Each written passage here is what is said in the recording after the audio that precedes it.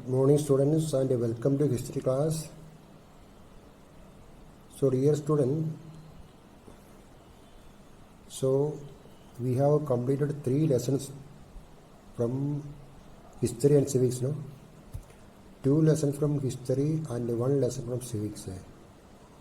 And in this video I would like to revise the lessons again, and in the next video I will start a new lesson, that is Buddhism and Jainism. We will continue the online classes. Okay, about the Constitution of India. So this picture is about the great bath. I leave it. So you listen. So already we already know. So there was an assembly to frame the Constitution of India. It was the Constituent Assembly, no?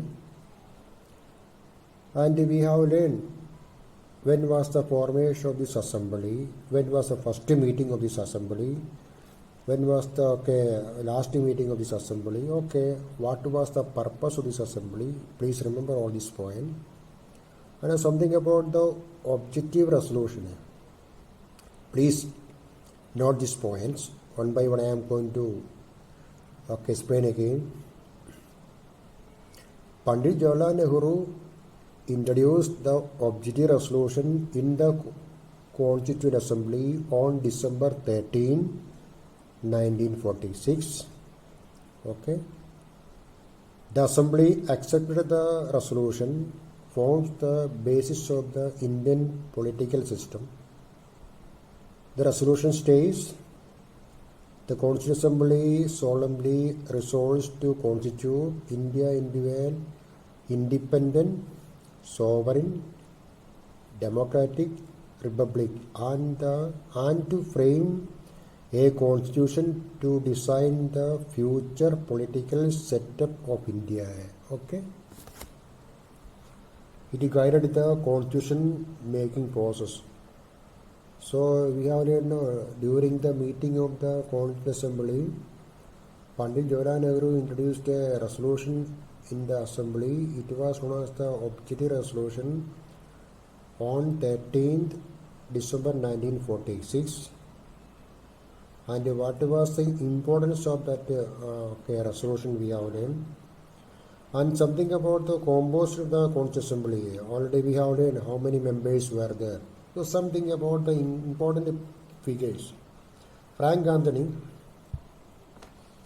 an Anglo-Indian, an educator, educationist, reformer, was a prominent leader of the Anglo-Indian community in India. Frank Anthony, founder of the ICC schools. In the Constituent Assembly, he was the member of the Advisory Committee.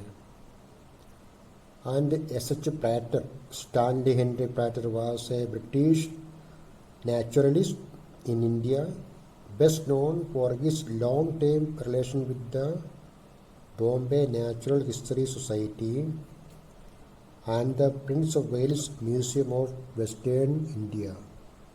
He represented the Anglo-Indian community in the Indian Constituent Assembly. Another one, Father Jerome D'Souza, was an Indian Jesuit priest from Mangalore, well-known educationist, writer and the member of the Indian Constituent Assembly. H.B. Modi, Homi Modi, Firozshah Modi. H.B. Modi, he was a businessman associated with the Tata Group. And the drafting committee of the Indian Constitution, it had 7 members. On 29th August 1947, the Constituent Assembly, through a resolution, appointed a drafting committee to scrutinize the draft of the Constitution of India. On 29th August 1947, there was a formation of the drafting committee, and the 7 members were Alladi Krishnaswamy Iyer, N. Gopalaswamy, B.R. Ambedkar, K.M. Munshi, Muhammad Sadullah, B.L. Mitra and O.P. Khaitan. were the members of this assembly. At his first meeting on 30th August 1947, the drafting committee elected B.R. Ambedkar as its chairman. Date, please remember. At his first meeting on 30th August 1947, the drafting committee elected B.R. Ambedkar as its chairman. And the Constituent Assembly had a total of 165 sitting. Out of these, 114 were spent debating the draft constitution. Okay, total meeting. And then the Constituent Assembly appointed 80 committees. And now what is the present size of the Indian Constitution? Our Constitution.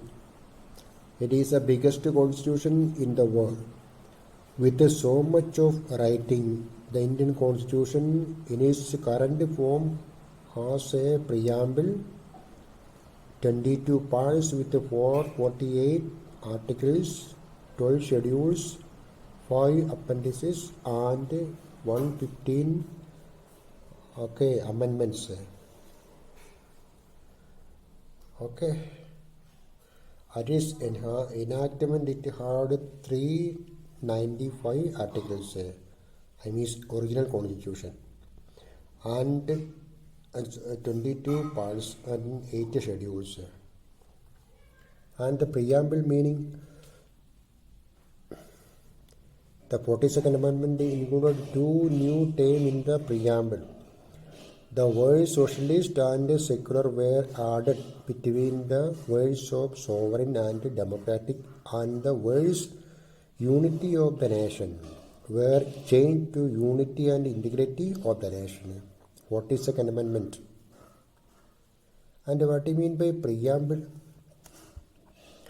It is the introductory statement that sets out guidelines which guide the people of the nation and to present the principles of the Constitution and to indicate the source from which the document derives its authority and meaning. It is a preface which highlights the entire Constitution. Okay, that preamble meaning. Preamble is the preface which highlights the entire Constitution. Preamble, introductory part of the Indian Constitution, our Constitution. And we have learned many things about the Constitution. So please remember the meaning of the term Constitution. Okay. And regarding the Constituent Assembly, election to this assembly, what was the original strength of this assembly, why there was a reduction of number afterwards, we have learned, no, the strength of the assembly reduced. Okay, now listen about the Indus Valley civilization. What do you mean by civilization? Is a complex society characterized by urban development, social stratification, imposed by a cultural elite, symbolic systems of communication, etc. In short, we can say civilization is a process by which a society or place reaches an advanced stage of social and cultural development and organization. So, civilization is a process by which a society or place reaches an advanced stage, We have learned about Indus Valley civilization, then we have learned about the Vedic culture. Indus Valley civilization, we have learned, Okay, we have learned about the Bronze Age. The Harappan culture of the Indus Valley civilization was an example for Bronze Age civilization, Bronze Age. And we have learned about the important Bronze Age civilizations. So what was Bronze Age? It was a prehistoric period that followed the Stone Age and came before the Iron Age, in between the Stone Age and Iron Age. when weapons and tools were made of bronze rather than stone. Started in the late 4th and early millennium BC, 3rd millennium BC.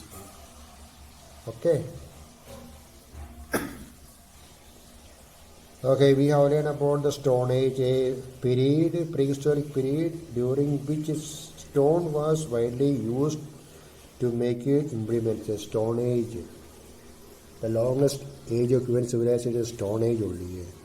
Old Stone Age, New Stone Age,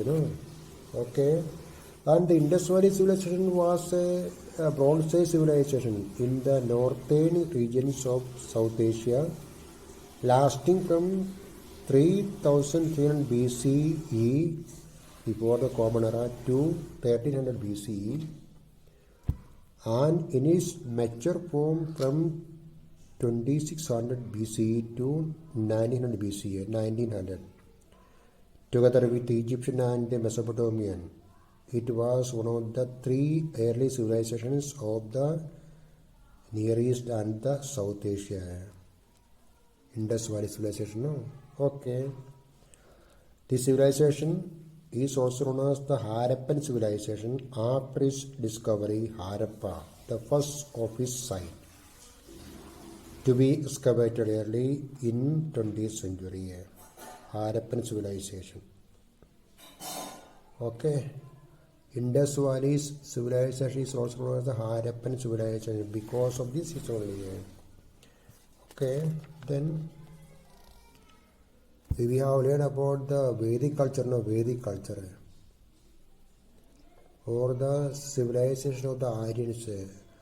We have learned about the arrival of the Aryans to India and the various theories put forward by various historians regarding the original home of the Aryans, according to Bal Gangadhar Tilak and his view regarding the original home of the Aryans, A.C. Das and his view, Max Muller and his view, Swami Dayananda Saraswati and his view. So, please remember regarding the original home of the Aryans.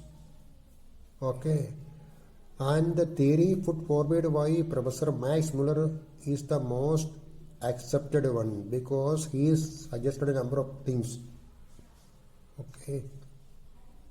Anyway, a group of people came to India in 1500 BC, were known as the Indo-Aryans, and we have learned about their early settlements. Sapta Sindhu, or the land of 7 rivers, and later they changed the name into Brahmavarta, or the land of God. Then, Brahmavarta region we have learned, and from Brahmavarta slowly they gradually occupied the whole of North India. Aryavarta, we know that Aryavarta, the land of Aryans. So we have learned about the 2 Vedic periods, early Vedic period and the later Vedic period. When the Aryans lived in the Brahmavarta region, it was known as the early Vedic period. When they lived in the Aryavarta region, it was known as the later Vedic period.